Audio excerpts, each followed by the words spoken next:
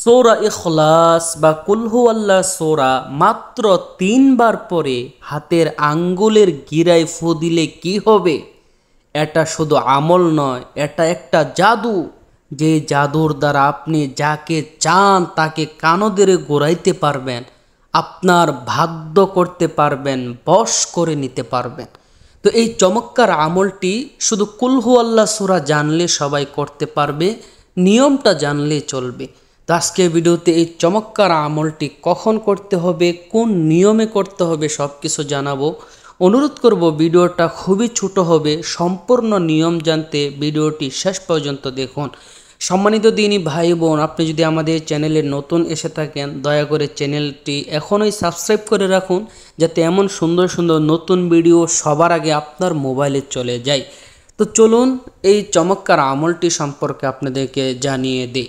প্রথমে আমি আপনাদেরকে এই চমৎকার আমলটি নিয়ম বলবো, কিভাবে করবেন। ভিডিও শেষে বলবো এই আমলের দ্বারা কি কি লাভ হবে, কি কি উপকার হবে। তো চলুন এই আমলটির নিয়ম সম্পর্কে জানা যাক। আমলটি আপনি দিনে রাতে যে কোনো সময় করতে পারবেন, কোনো নির্দিষ্ট সময় লাগবে না। আমলটি করার আগে ভালোভাবে অজু করে পবিত্র হয়ে নেবেন। পবিত্র হয়ে পবিত্র একটি জায়গায় বসে আমলটি শুরু করবেন। আমলটি শুরু করার আগে প্রথমে 3 বার ইস্তিগফার পাঠ করতে হবে এইভাবে: আস্তাগফিরুল্লাহ রাব্বি মিন কুল্লি যামবি ওয়া আতুবু ইলাইহি, আস্তাগফিরুল্লাহ রাব্বি মিন কুল্লি যামবি ওয়া আতুবু ইলাইহি, আস্তাগফিরুল্লাহ রাব্বি মিন কুল্লি যামবি ওয়া আতুবু ইলাইহি। 3 বার এই ইস্তিগফার পড়া হয়ে গেলে আমলটি যেন তাড়াতাড়ি কবুল হয়, 3 বার এই দরুদ শরীফ পড়বেন: আল্লাহুম্মা সাল্লি আলা মুহাম্মাদিন ওয়া আলা আলি মুহাম্মাদ কামা সাল্লাইতা আলা ইব্রাহিম ওয়া আলা আলি ইব্রাহিম ইন্নাকা হামিদুম মাজিদ। আল্লাহুম্মা বারিক আলা মুহাম্মাদিন ওয়া আলা আলি মুহাম্মাদ কামা বারাকতা আলা ইব্রাহিম ওয়া আলা আলি ইব্রাহিম ইন্নাকা হামিদুম মাজিদ। এই দুরূদ শরীফ মোট 3 বার পড়ে নেবেন। 3 বার পড়ার পরে এবার আপনার কাজ হলো আপনার ডান হাতে যে বৃদ্ধ আঙ্গুল বা বুইড়া আঙ্গুল যেটাই বলি, ওই আঙ্গুলটা দিয়ে অন্য যে কোনো একটা আঙ্গুলের গাইটে ধরবেন। প্রত্যেকটা আঙ্গুলের মধ্যে 4টা গিরা আছে বা গাইট আছে আমাদের সবার আঙ্গুলে।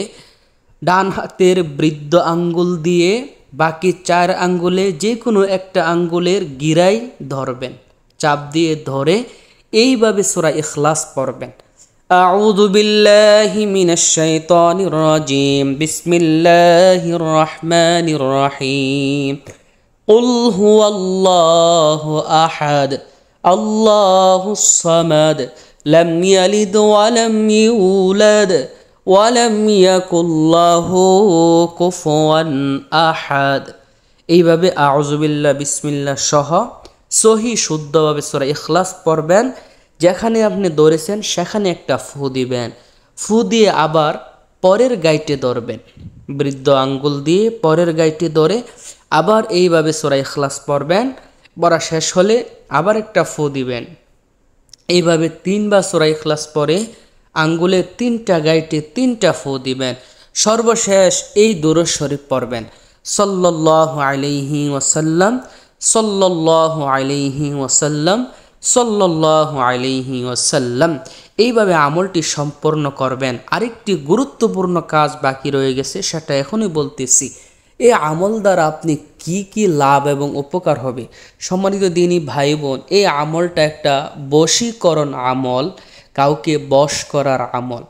আপনি যদি আপনার স্বামীকে বশ করতে চান, যে আপনার স্বামী যেন আপনার সব কথা শুনে, আপনার সাথে ভালো ব্যবহার করে, আপনার কথায় চলে, আপনার স্বামীর জন্য এই আমলটি আপনি করতে পারবেন।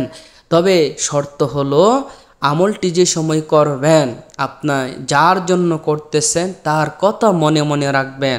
আঙ্গুলের গাইটি যে সময় চাপ দিয়ে ধরেন, ওই সময় মনে মনে তাকে স্মরণ রাখবেন যে আমি তাকে বশ করতে চাইতেছি, আমার বাধ্য করতে চাইতেছি, আমার হাতের মুঠোয় আনতে চাইতেছি।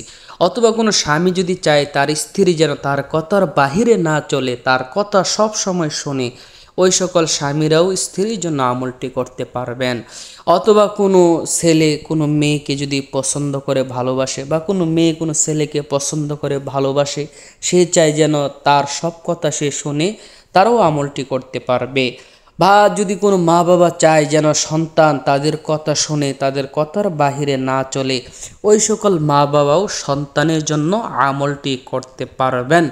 তো যারা আমলটি করবেন তারা অবশ্যই চ্যানেলটি সাবস্ক্রাইব করে, ভিডিওতে লাইক করে, কমেন্টে অনুমতি নেবেন।